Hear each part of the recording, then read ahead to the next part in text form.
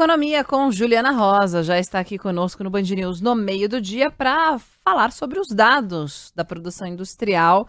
Foram divulgados hoje pelo IBGE. IBGE? Nossa, vamos de novo? Os dados foram divulgados hoje pelo IBGE sobre a produção industrial aqui no país. E aí, Ju, o que a gente pode tirar de conclusões sobre esses números? Boa tarde, bem-vinda.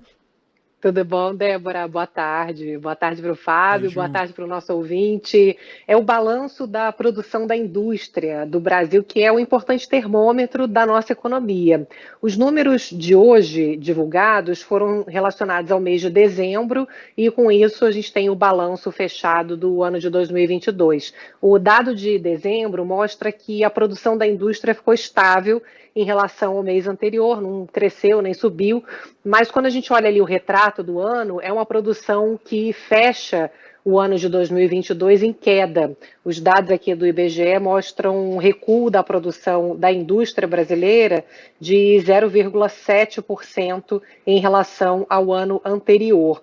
E o que importa aqui para a gente poder entender como é que está a situação aí da indústria e da nossa economia como um todo, né?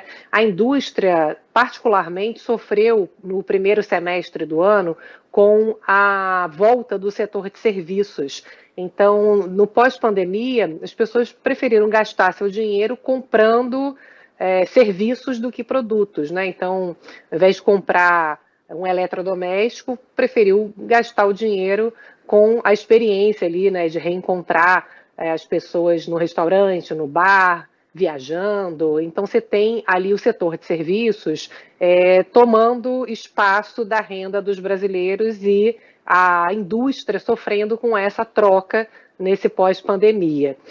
No segundo semestre, aí já era esperada uma certa normalização, digamos assim, só que aí a indústria, quando tinha uma perspectiva de melhora, começou a sofrer mais os impactos de alta de custos, porque os preços internacionais ficaram muito caros, né, com a guerra da Ucrânia, e ainda resquícios ali da pandemia, a Ásia, aquele abre e fecha ali, China, com a política de Covid zero, ainda estava faltando muita matéria-prima para a indústria. Então, estava tudo muito caro e, para completar, a taxa de juros aqui no Brasil começou a subir, né, num patamar muito elevado, e a indústria é muito afetada pelo crédito, tem muita coisa cara, né, que normalmente as pessoas compram parcelado, você não compra normalmente uma geladeira à vista.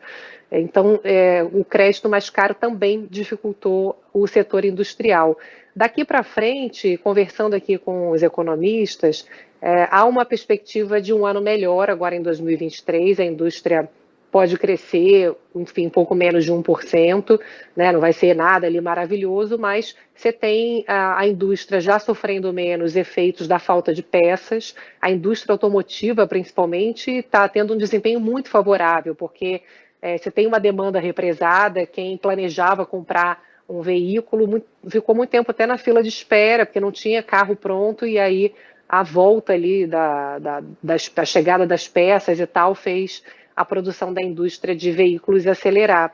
Para esse ano você tem essa situação melhor do fornecimento de peças, mas a gente ainda tem um juro que é alto, uma perspectiva de que a inflação pode ajudar um pouco, mas ainda é uma inflação alta, né, um crescimento baixo. Então você tem ali um espaço para crescimento, mas um espaço limitado. E é importante, Débora, Fábio, a gente começou fevereiro agora, né?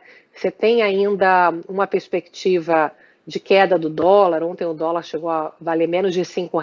Isso é importante para baratear, né, os custos, a inflação, ajudar na queda dos juros, mas ao mesmo tempo você tem ali muita incerteza política, ainda da agenda econômica.